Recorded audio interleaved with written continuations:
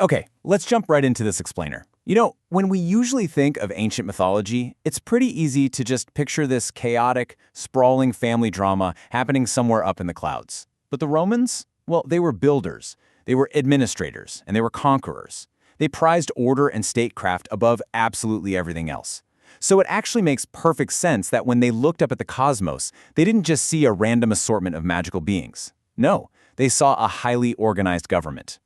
Today we're going to explore the supreme governing body of the Roman universe, a literal cosmic cabinet that kept both the heavens and the empire running smoothly. And just like any ultra-exclusive board of directors, the membership was strictly capped. The Roman universe was managed by a powerful, unyielding governing body of exactly 12 principal gods. Not 10, not 50, 12. This exact number is incredibly crucial because it really hits the nail on the head regarding the Roman obsession with structure and balance.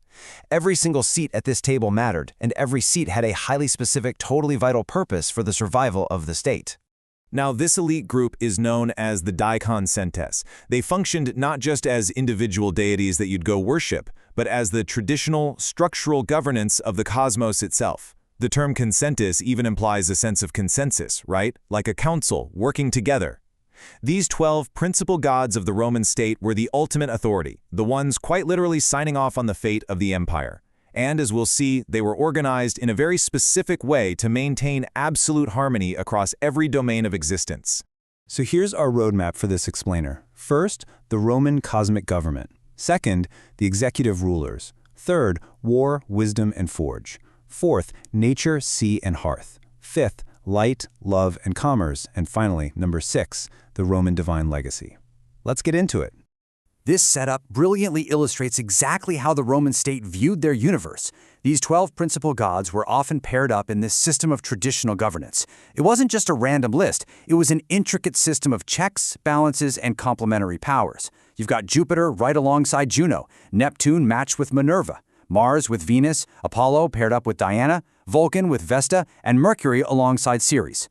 This pairing system ensured that absolutely every aspect of Roman life, from the grandest military campaign down to the daily baking of bread, had comprehensive, balanced oversight from the divine realm. Section 2. The executive rulers, the king and queen of the cosmos. At the very top of the hierarchy, Jupiter serves as the ultimate executive.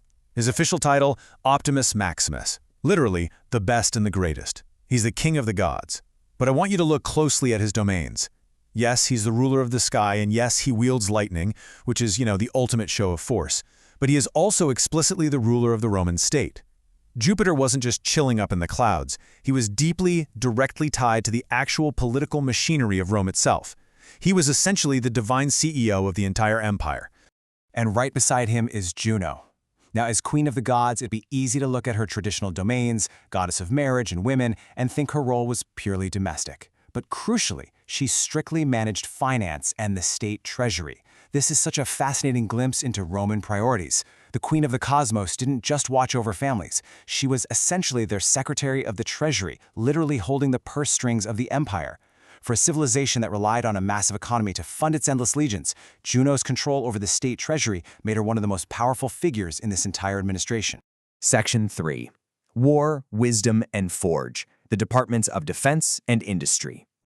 Now, what's really interesting here is the clear contrast between Mars's domain of raw war and Minerva's focus on strategic warfare and wisdom. Look at how the Romans separated the whole concept of conflict. Mars represents the visceral, gritty reality of war, the blood and the battlefield. But intriguingly, he's also tied to agriculture, the dirt, the land, the core lifeblood of the Roman soldier-farmer. On the flip side, you have Minerva. She handles strategic warfare, the tactics, the thinking, along with wisdom, trade, and crafts. The Romans totally understood that to win, you absolutely need both, the raw, aggressive power of Mars and the calculated, intelligent strategy of Minerva. Of course, weapons and armor don't just magically appear out of thin air. Supplying the tools for this cosmic state is Vulcan. He's the god strictly in charge of fire, metalworking, volcanoes, and the forge. Basically, he is the heavy industry department of the deities.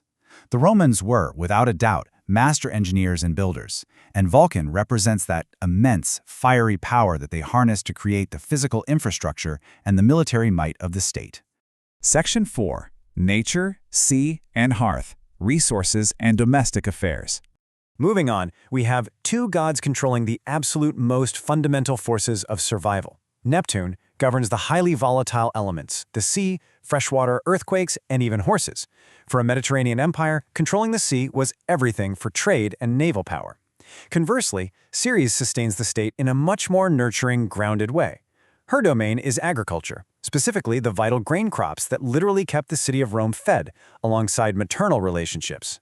So you've got the unpredictable power of water and earth on one side, and the sustaining, life-giving power of the harvest on the other. Grounding the entire empire and ensuring its domestic security is Vesta. She's the virgin goddess who diligently maintains the hearth, the home, and the vital state flame. And guys, this is incredibly important. The state flame wasn't just some nice symbolic gesture. The Romans literally believed that as long as Vesta's fire burned, Rome would stand. If it went out, game over. She represented the permanent, unmoving, completely secure center of Roman life, both in the private home and at the very heart of the state apparatus. Section 5. Light, Love, and Commerce, Culture, Trade, and the Wild. Talk about a packed schedule. Apollo governs a massive portfolio that includes light, prophecy, music, healing, and archery. He is basically the minister of culture, health, and enlightenment, all rolled up into one guy. When Romans sought to understand the future, or heal the sick, or just create beautiful art, they turned directly to Apollo's department. Equally busy, and honestly maybe even more so, is Mercury. He serves as the crucial messenger of the gods, the ultimate communicator transmitting top-down orders. But beyond that, his earthly patronages include commerce, travelers, and, surprisingly enough, thieves. Essentially, Mercury governed movement. Whether it was a merchant moving goods across the empire, a traveler hitting the vast network of Roman roads, or someone operating in the gray areas of the law, Mercury was their patron. He was the god of the hustle, the deal, and the transaction. Rounding out this department, we have a stark and really beautiful contrast in domains. We have Venus ruling the forces of attraction, love, beauty, and fertility. She represents the continuation of life and desire. And this is sharply contrasted by Diana, the goddess of the hunt, wild animals, chastity, and the moon. While Venus operates in the realm of passion and human connection, Diana rules the untamed wilderness, independence, and the mysterious light of the night. Together, they perfectly balance the human drive for connection with the wild, untamed aspects of our world. Section 6. The Roman Divine Legacy.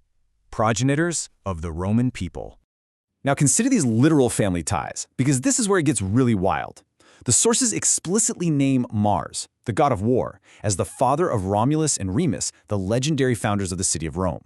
Furthermore, Venus, the goddess of love and beauty, is recognized as the divine mother of Aeneas, the Trojan hero whose bloodline eventually led to Romulus and Remus. This makes these specific cabinet members, Mars and Venus, the literal progenitors of the Roman people. By tracing their bloodline directly back to the god of war and the goddess of love, the Romans baked their divine right to conquer right into their own DNA. To wrap up this explainer, I want you to consider a final thought. If a civilization's gods reflect its absolute priorities, what does this highly structured cosmic cabinet tell us about Rome?